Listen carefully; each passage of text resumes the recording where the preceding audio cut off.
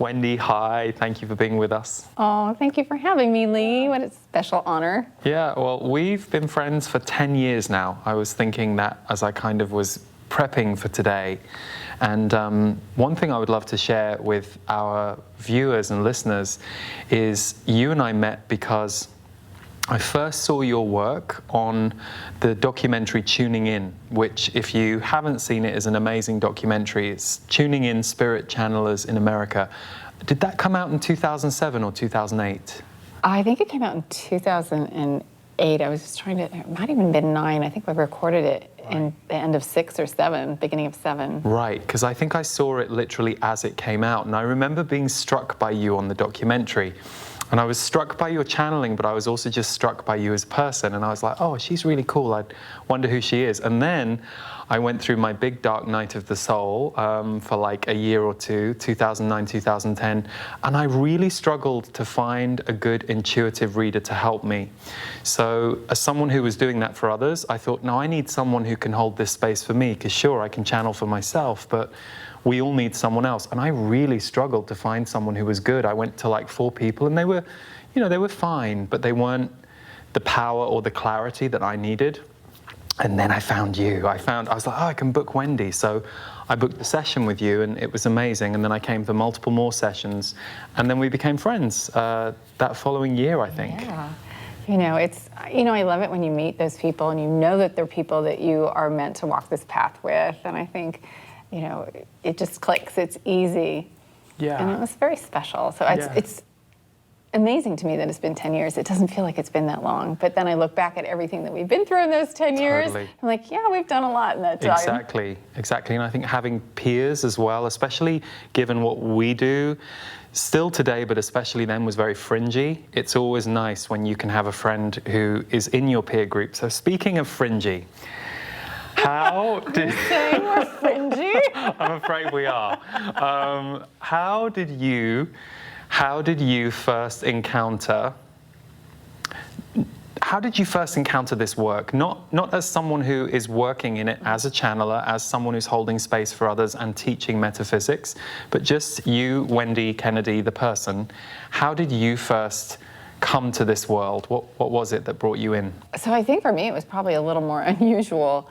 I didn't know what channeling was, and I really didn't know anybody who did it, but I started having these visions back in the mid-90s, and I started doing some research because I thought maybe there were visions that were connected to the building that I was living in. And along the way, as I was reading books, I came across channeled material, and I didn't know what it was. I didn't know anybody who did it, but I knew that I was supposed to be doing it. And I can remember saying to my friends, I said, I'm supposed to be doing this. I know it sounds crazy, but I'm gonna go for it. And they were so open and supportive. They were like, well, if you need a guinea pig, let me know, because I'm happy to be the one that you channel for. So, having that support was priceless. And then my family was incredibly supportive as well. So I was very fortunate in that way. And looking back now, my childhood was relatively normal. I didn't have any gifts that I really recall as a child. I think I've always been sensitive, emotionally sensitive, and I've been an empath. But I've also been drawn throughout my whole life to ETs and UFOs, and we used to get those little scholastic newspapers in school where you could order your books, and I always gravitated to the ones on UFOs or the pyramids or ghosts.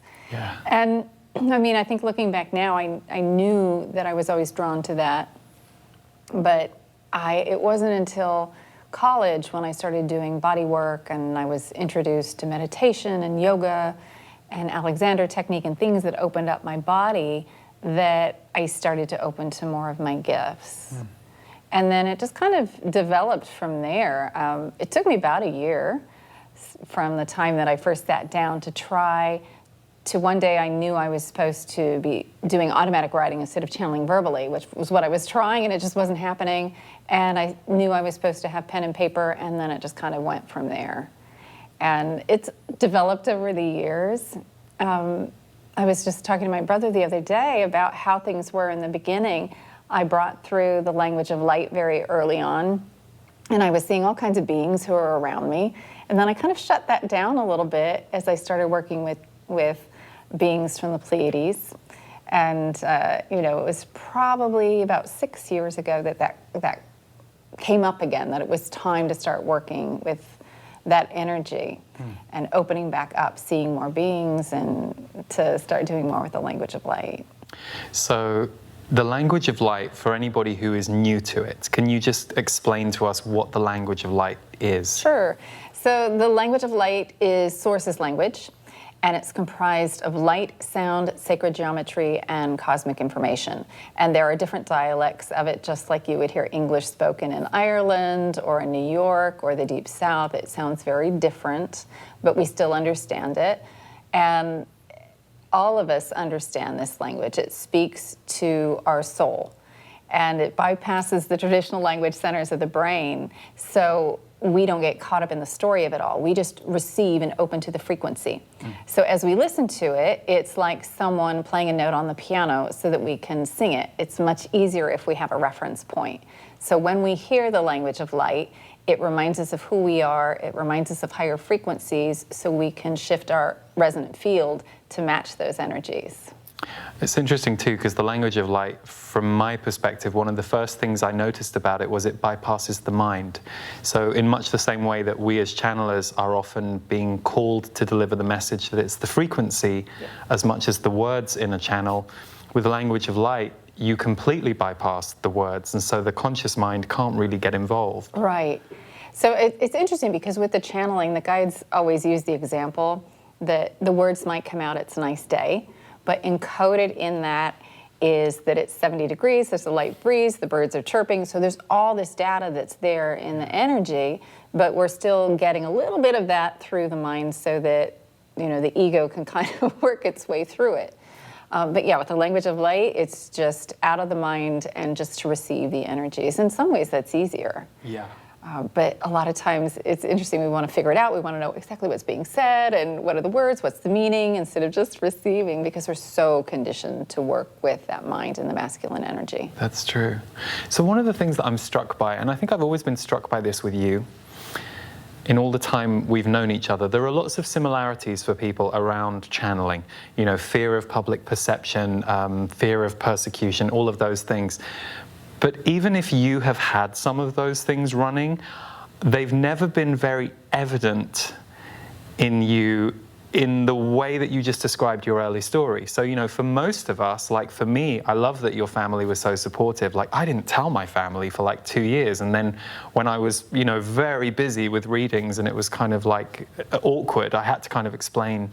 But you don't seem to have had any of that. So you were just, well, no, and I mean, I say this because I also know from our conversations, you, like all of us, have had some of those same fears, but they do show up in a different way in you, I think, compared to some of the other people I've met, which is interesting. There was a confidence or a very aligned energy with your channel that was there, that was so solid. Even you saying, well, I know I'm supposed to do it. I mean, there's not much crisis of confidence in that for me in the way you describe it. And I was young. I Right. think that's, you know, I was in my mid-20s. So I think that's the period where we're so fearless. That's true. And we're far more courageous, and we don't think of the consequences necessarily in the same way. And I was, and I think still to this day, I'm very idealistic. So I think in some ways that was helpful because I felt like, well, this is just how it's supposed to be. And to me, channeling's the most normal thing that you can do. To be disconnected and not open to all of the energy around us is very abnormal to me.